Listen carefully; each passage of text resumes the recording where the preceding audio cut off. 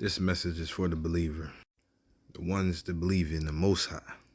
This is not a feel-good message. This is a message of conviction. We see this war going on, and a lot of us are asking God why. We hear this cliche all the time. God is in control. But I asked you, what are you doing? Let's get to the word. James 4:17. Therefore, to him who knows to do good and does not do it, to him it is a sin. 2 Peter 2:21. For it would have been better for them to not have known the way of righteousness than having known it to turn from the holy commandment delivered to them. The first print of the King James Version Bible was in 1611. So that means we had it over 400 years. And there's still a lot that we haven't even learned, especially when it comes to war. I mean, how do we expect atheists to believe in God, the Most High God, and we as believers ain't doing what he told us to do in a book that's older than all of us?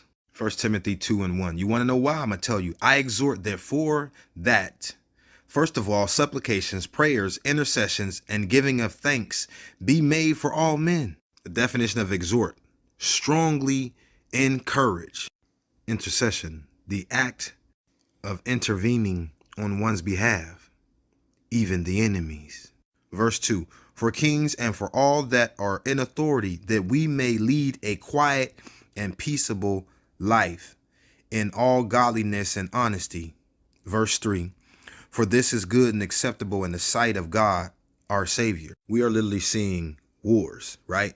But what do some people say? Oh, it's not going to affect us. It's over there in Israel. It's not going to affect us in America. Yet there's an article where the Pentagon is ordering 2,000 more U.S. troops to be ready to be deployed to the Middle East. So that don't affect us?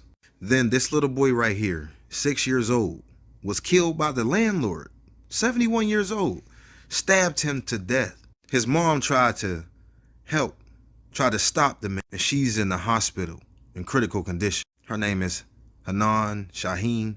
If I pronounce it wrong, please forgive me, but she need our prayers. Do we really want a better world when God told us to pray for all those in authority?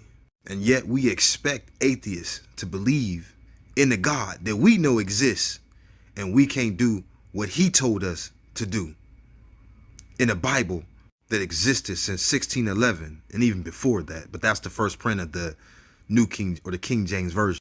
Y'all not ready, but we want to sit here and tell people about the God we serve. Ephesians 3:20. Now unto him who is able to do exceedingly abundantly above all that we can ask or think, according to the power that works in us. Did you hear that?